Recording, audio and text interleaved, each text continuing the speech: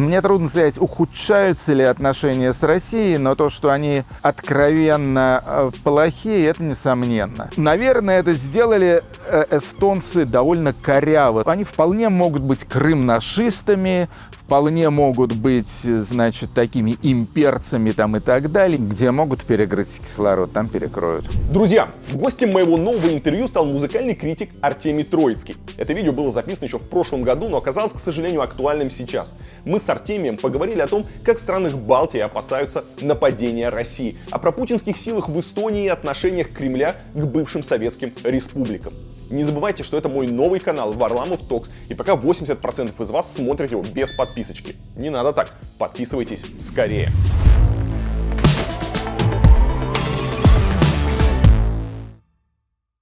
Нет, сейчас всех задавят. Вас в том числе. Задавят в каком смысле? Не физически, конечно, но где могут перекрыть кислород, там перекроют. Не оставят никого. По поводу Эстонии. Если вернуться в конец 80-х, когда все Советский Союз начал там трещать по швам, и все это рушилось, вот мы сегодня встречались с журналистом, который рассказывал, что большую роль во всех этих событиях сыграла песня. Люди собирались, люди пели. Как так получилось? Роль музыки в выходе Эстонии из состава Советского Союза. Я думаю, что из всех вышедших с песней шагала в первую очередь Эстония на выход. То есть в других бывших советских республиках, конечно же, музыка и хоровое массовое пение не играли такой роли, это абсолютно точно. То есть в Эстонии вообще все это явление, оно и называлось, и до сих пор называется «Поющая революция». Связано это с тем, что в Эстонии имеется очень мощная такая вековая традиция певческих праздников, хорового пения и так далее. В Таллине есть Лаулувалья, певческое поле с гигантской совершенно такой сценой на 10 тысяч человек, если не больше. И там вот в таких вполне официальных местах года, наверное, с 87-го стали проходить такие регулярные фестивали. Назывались они поначалу «Народные песни», «Хорового пения» и так далее, но все они имели явный такой политизированный, я бы сказал, национально-освободительный характер. От народных песен ребят перешли уже к песням собственного сочинения, то есть в Эстонии всегда была очень мощная, ну, если брать на душу населения, то бесспорно самая мощная в Советском Союзе рок-сцена. Она была очень мощной, в том числе и потому, что власти, в общем-то, смотрели на нее не так свирепо, как в России или в Украине, или в некоторых других местах. То есть тут невозможно было предположить, чтобы музыкантов арестовывали, скажем, или запрещали фестивали, или разгоняли концерты, чтобы кого-то сажали, как у нас, скажем, Лешу Романова или Агузарову в свое время. Вот. Тут выходили даже у рок-групп пластинки, проходил в городе Тарту ежегодный дико популярный рок-фестиваль, единственный регулярный фестиваль был вообще в Советском Союзе. И рок-сцена тут выросла, в общем-то, на славу. И вот эти самые рокеры, они так же, как перестроечные рокеры в России, то есть Цой, Кинчев, Гребенщиков, Наутилус и так далее, они тоже стали писать всякие песни такого национально-освободительного и гражданского, и политического даже звучания. И это все, значит, вылилось в огромные певческие фестивали. И, в общем-то, это было уникальное явление. То есть, если некоторые другие вещи, они происходили в разных балтийских республиках, как бы по одной и той же схеме, ну, скажем, знаменитый Балтийский путь, когда в 1988 году летом люди выстроились от Северной Эстонии до Южной Литвы в одну цепочку. Я в ней, кстати, тоже стоял. Я тогда как раз был в Литве на Куршской косе и тоже участвовал, значит, в этом самом братском стоянии. Но вот именно в Эстонии была вся вот эта очень мощная музыкально-певческая составляющая. И, кстати говоря, вот только что вчера, 20 августа, в 30-ю годовщину возобновления или восстановления, как они тут говорят, независимости Эстонии, был огромный праздник на том же самом Певческом поле, и выступали как раз многие герои 30-летней или там 35-летней давности. Сингер Вингер, Петер Волконский, Йотем Кае и так далее. Там и рокеры, и барды, и композиторы, и, значит, исполняли эти самые песни. Так что это, в общем, это считается такой очень важной страницей эстонской и культурной, и общественно-политической жизни. Можно ли сказать, что Эстония дальше других прибалтийских стран ушла от Советского Союза? Ну, тут вообще надо сказать, что все три прибалтийские страны, они очень разные. То есть это у нас принято так снисходительно говорить Прибалтика, да, и что это все примерно одно и то же. На самом деле я еще, живя в Советском Союзе, понял, что все эти три республики, они абсолютно разные. Они разные по религии, там Литва, католики, Латвия, Эстония, но Латвия протестанты, Эстония вообще язычники в основном. Эстония ориентируется на север, Финляндия, Швеция, Латвия вообще непонятно на что, но скорее на Германию. Литва, разумеется, на католическую Польшу. Разная культура, разные традиции, разное все. Так что как бы их ввалить в одну кучу не очень правильно. И после распада СССР, в общем-то, все они тоже пошли, каждая страна своим путем. И Эстония в этом смысле, конечно, ушла от совка дальше всех. Вот это бросается в глаза, особенно на контрасте с Латвией, которая, в общем-то, застряла в каком-то полусовковом состоянии.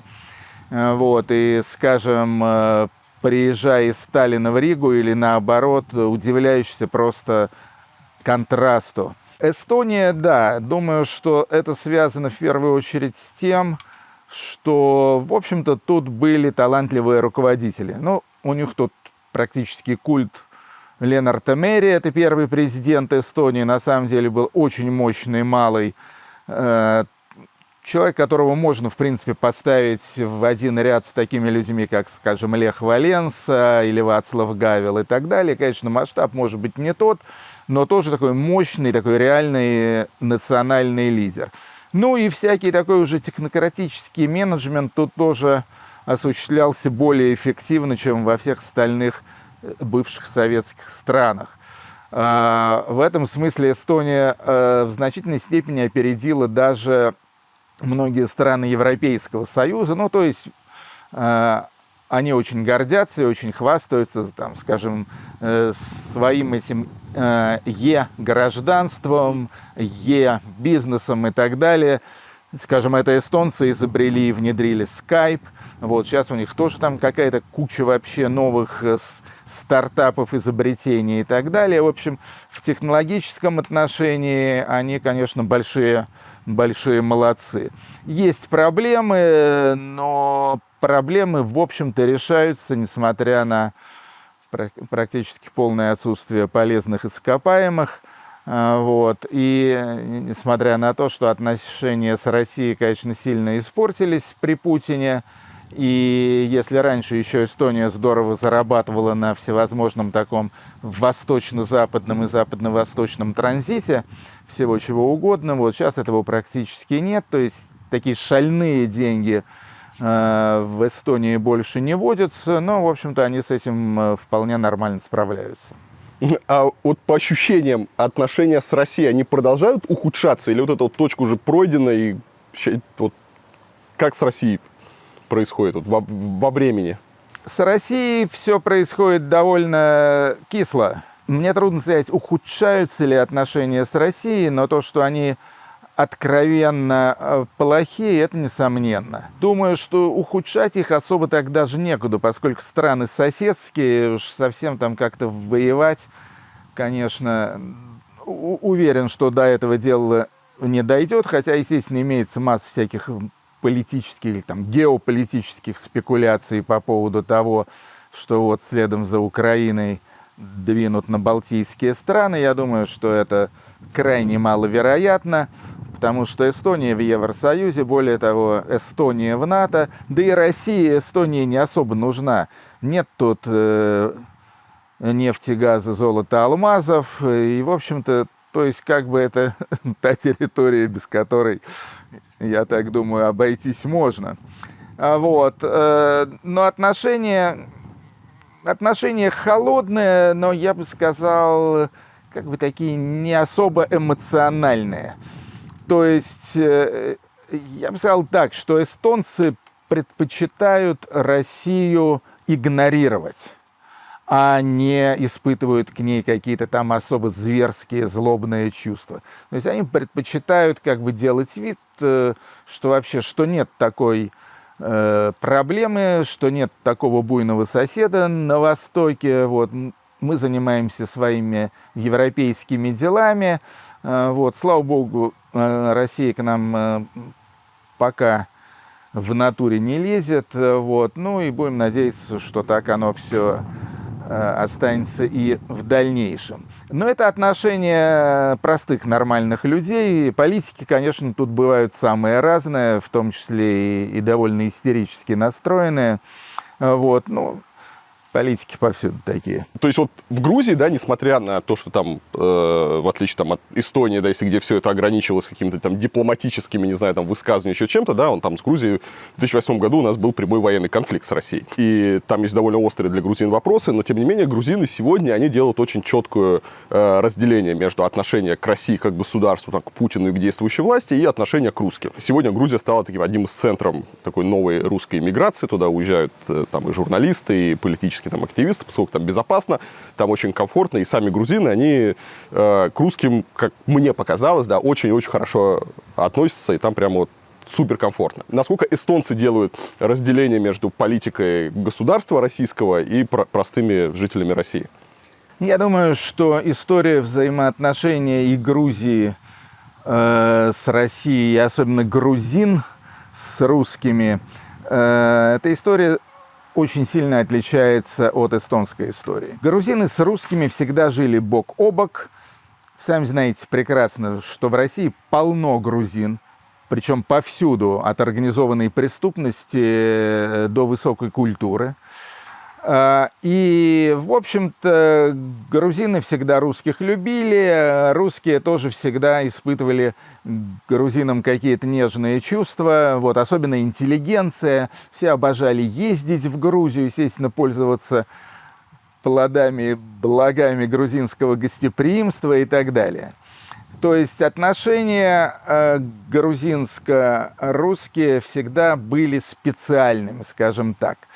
Об Эстонии этого сказать нельзя. То есть никакой особой дружбы не было. Единственный, скажем так, знаменитый русский, который тут в Эстонии засветился, и то пробыл тут всего несколько лет, это писатель Сергей Довлатов.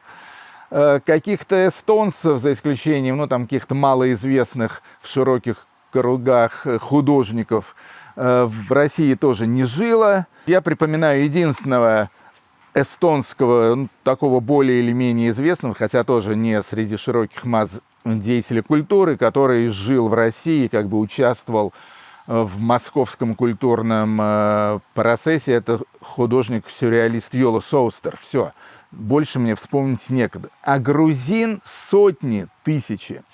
Вот, поэтому я бы сказал, что никаких сентиментальных и особо дружелюбных чувств эстонцы к русским не испытывают, и примерно то же самое можно сказать и по отношению к чувствам русских к эстонцам. В конце концов, и против этого тоже не попрешь, но очень разные люди. Русские и эстонцы очень разные люди, просто по темпераменту, по менталитету, вообще по всем этим психофизиологическим архетипам. Совершенно разные люди.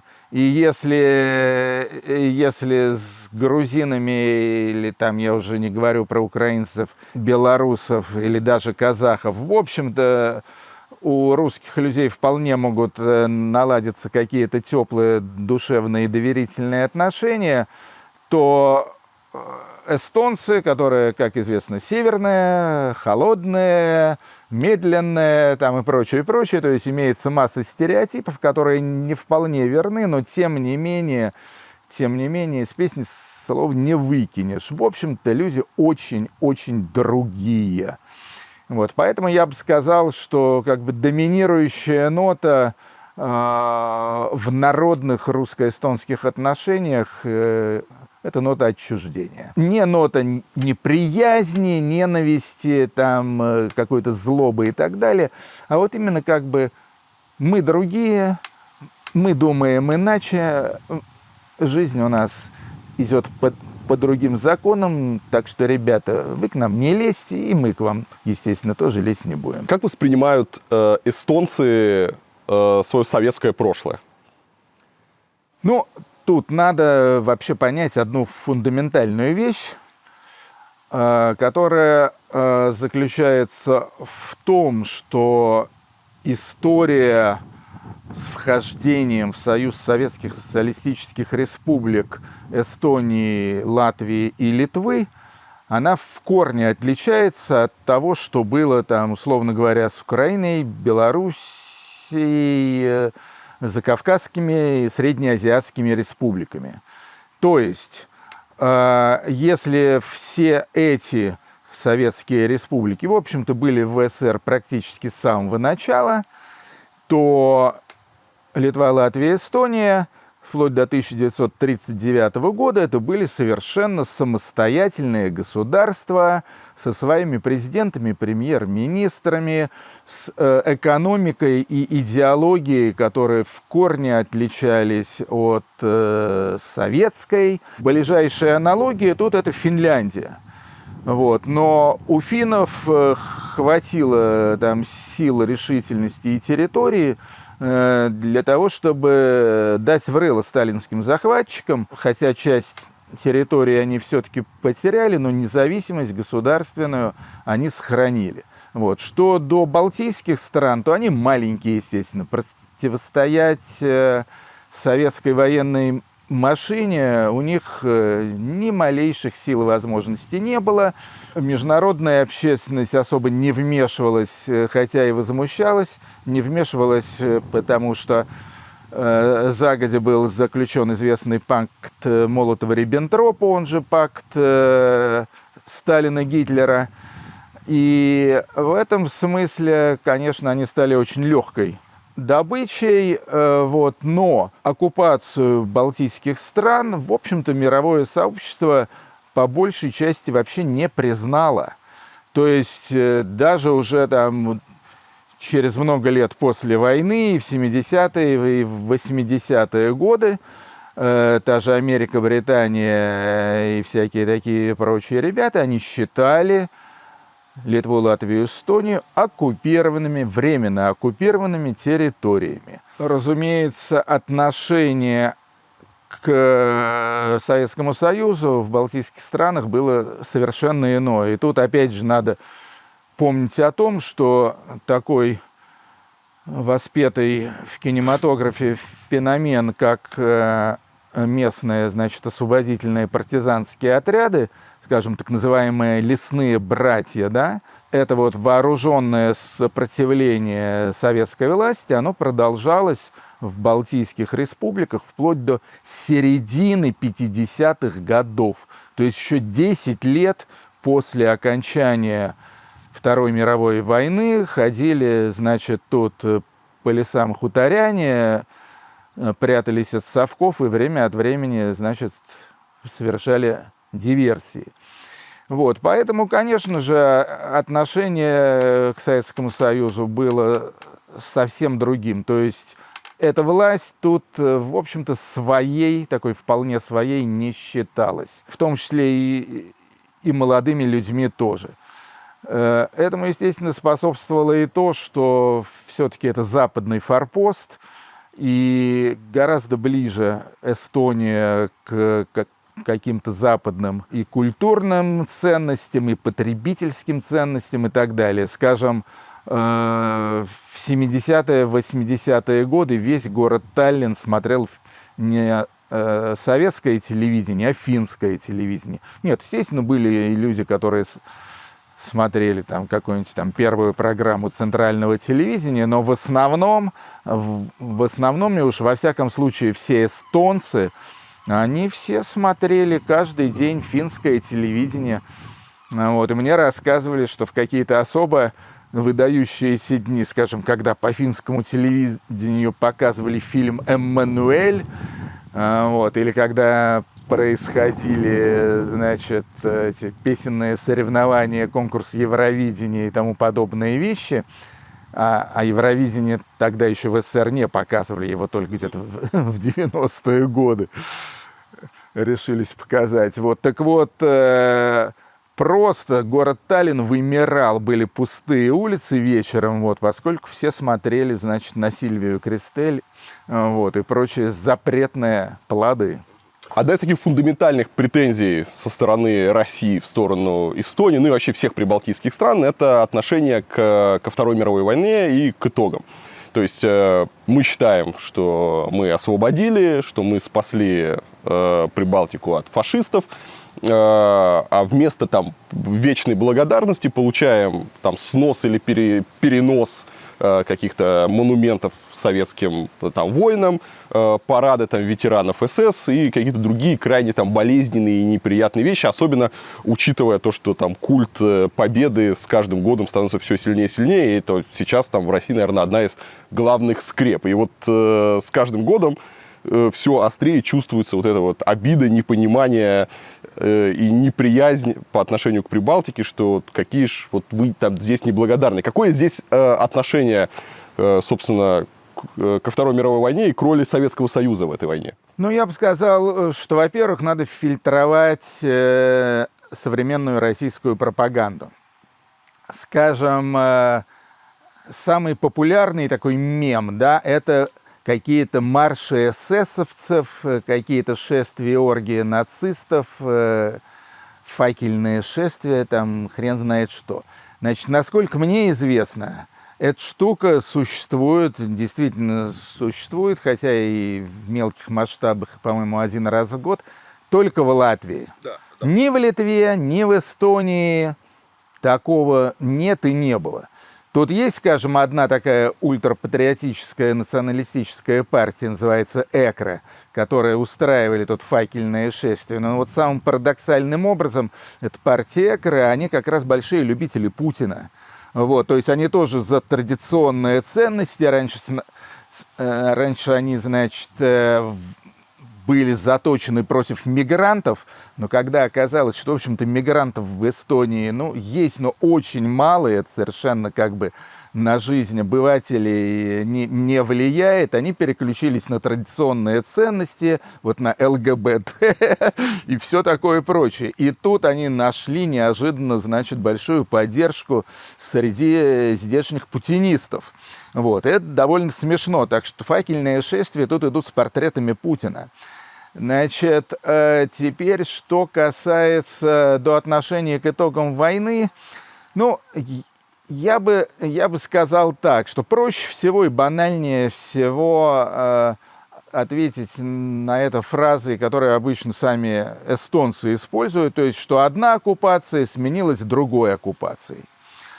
Значит, надо, опять же, уж если говорить об истории, то тут надо сказать, что еще до войны, то есть в 1939-м, особенно в 1940-м, в 1941 году, то есть буквально там за несколько недель или даже за несколько дней до нападения фашистской Германии на СССР, из Эстонии и других балтийских стран шли эшелоны, ну, с людьми, которых вывозили в Сибирь, в Казахстан, куда-то там, в общем, очень далеко.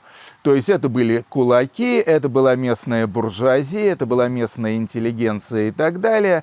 Вот. Тут есть всякие в Таллине и других городах мемориалы по этому поводу. Это были десятки тысяч человек.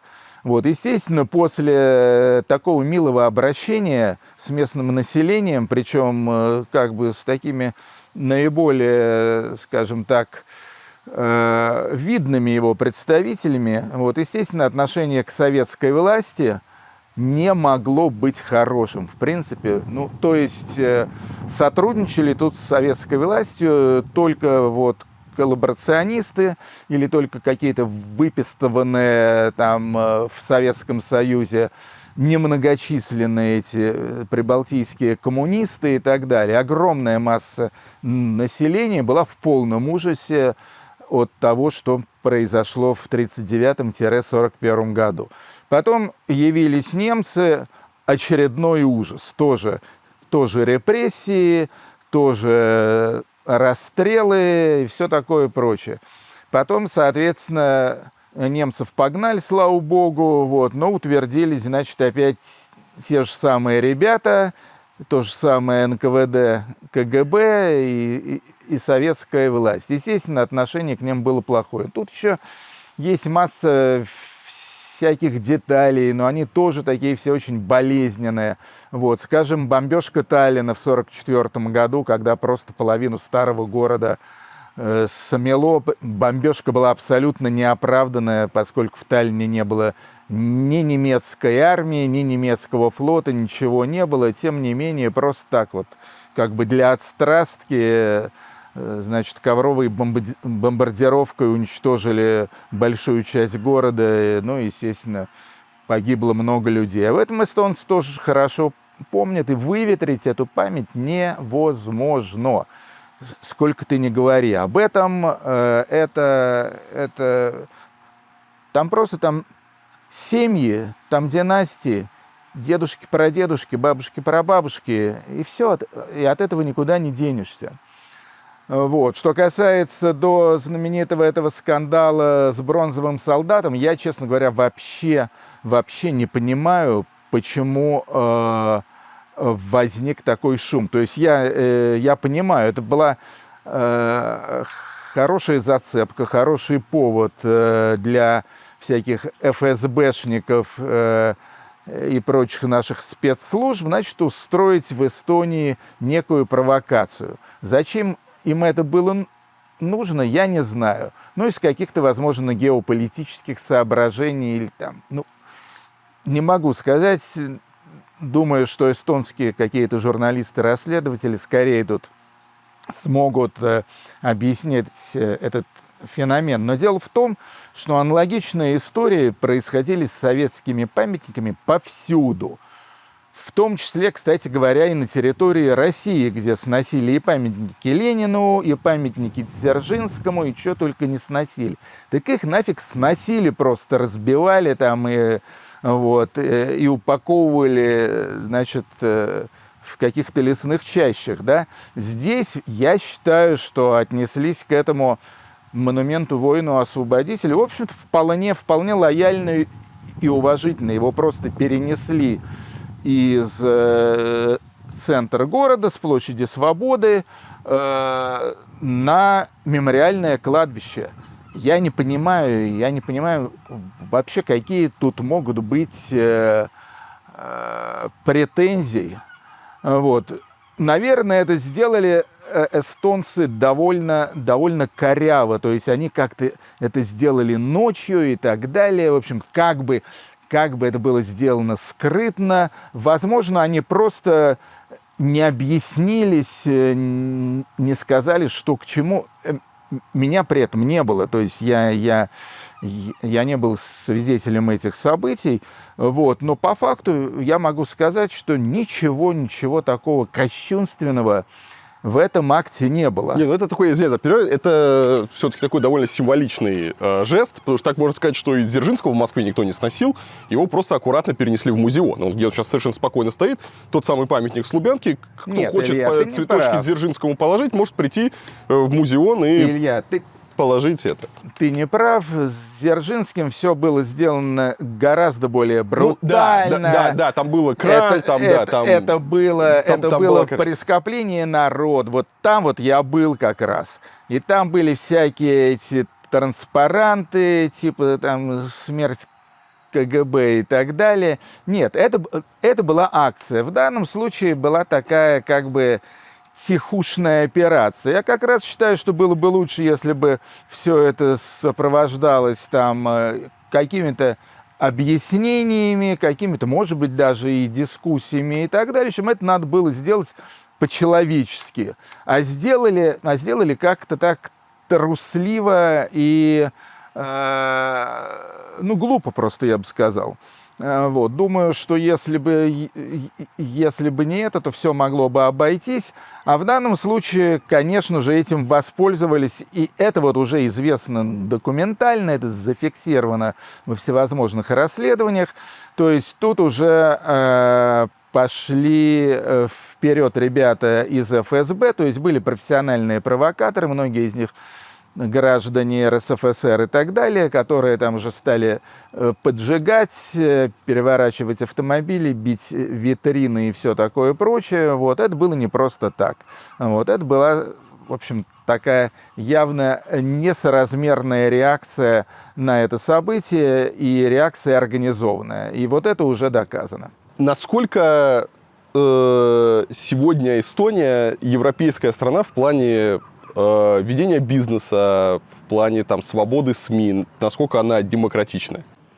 Я бы сказал, что Эстония сейчас, и это опять же, это имеется во всевозможных вот этих рейтингах, чартах и так далее. Эстония сейчас стопроцентно европейская страна, и благодаря своему низкому уровню коррупции, ну, естественно, Финляндия это вообще на первом месте в Европе, если не в мире, по отсутствию коррупции, но Эстония уже тоже там где-то близко.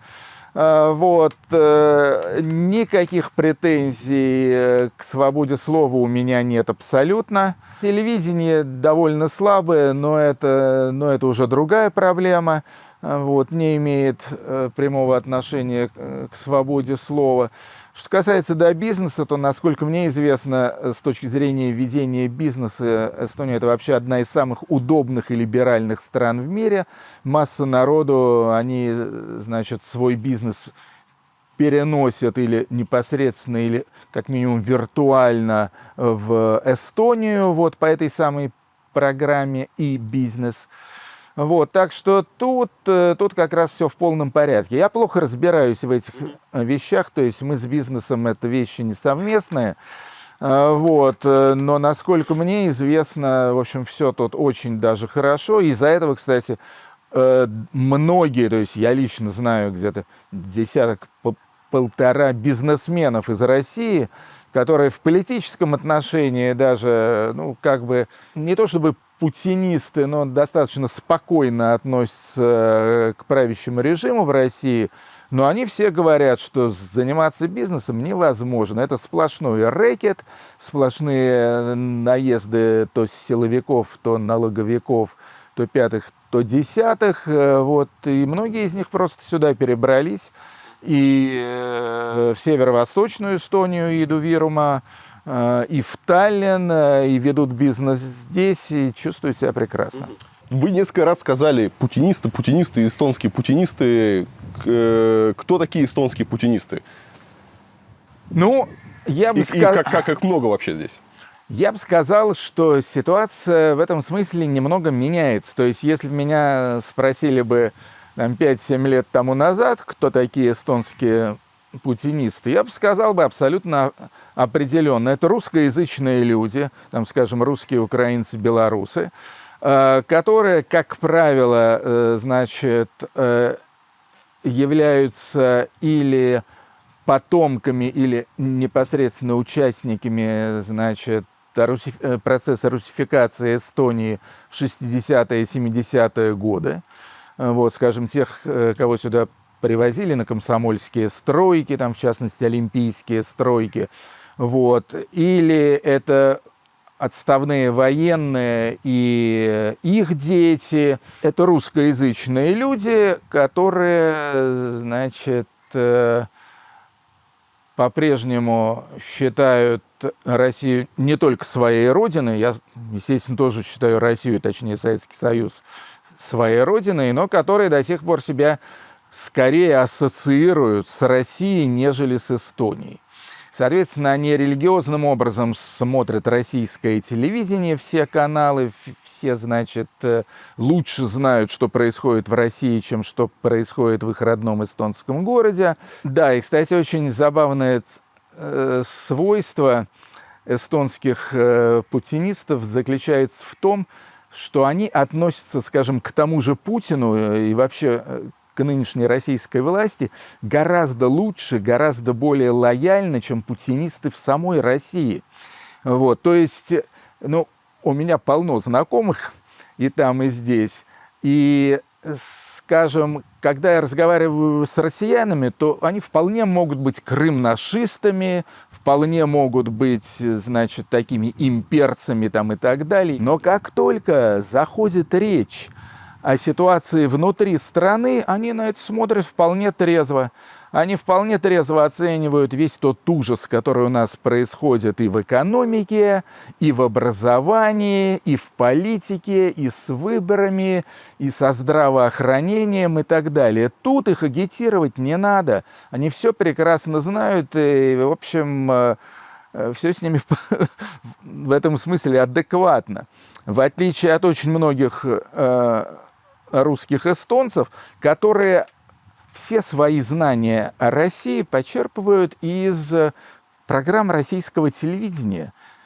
Соответственно, все там в полном порядке, суперстрана, миллион возможностей, огромные зарплаты и вообще как бы все идеально.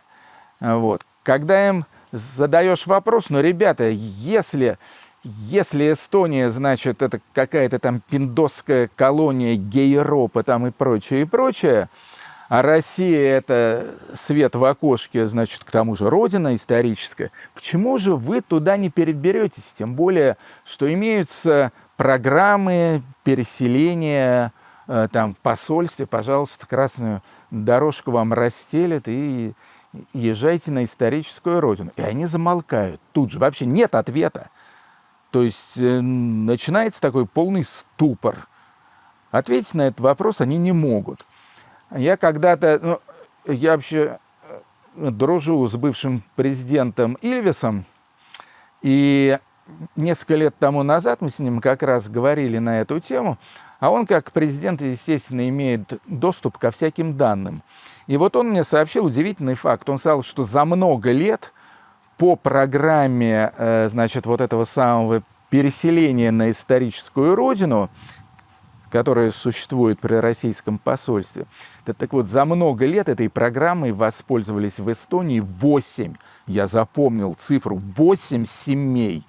И то из них потом некоторые уехали обратно, разочаровавшись, значит, в российском раю. Вот, так что отношение к России примерно такое. Да, я сказал, что раньше там все было очень, очень понятно. Сейчас, говоря об эстонских путинистах, ситуация стала более сложной. Я уже упоминал о здешней народно-консервативной партии ЭКРЕ. Так вот, вот эта партия ЭКРЕ – это в основном эстонцы, и ее основали эстонские националисты. И изначально у них были девизы типа «Эстония для эстонцев», «Русские там оккупанты» и все такое прочее. Но они, как такие циничные, прагматичные политики, они в последние буквально где-то год-полтора, они изменили свою тактику и стали, значит, очень активно зазывать к себе русских, значит, под предлогом, опять же, евроскептицизма, борьбы с ЛГБТ, неприязни, значит, к Америке и нетрадиционным западным ценностям и прочее, прочее. То есть это уже история примерно такая же, какая имеет место во всяких старых европейских странах, типа, то есть альтернативы для Германии ФРГ, Лепеновский национальный фронт во Франции и так далее. То есть это местные такие крайне правые, то есть националисты вплоть до неонацистов, вот, но при этом они чувствуют свою как бы классовую близость к Путину и и его компании.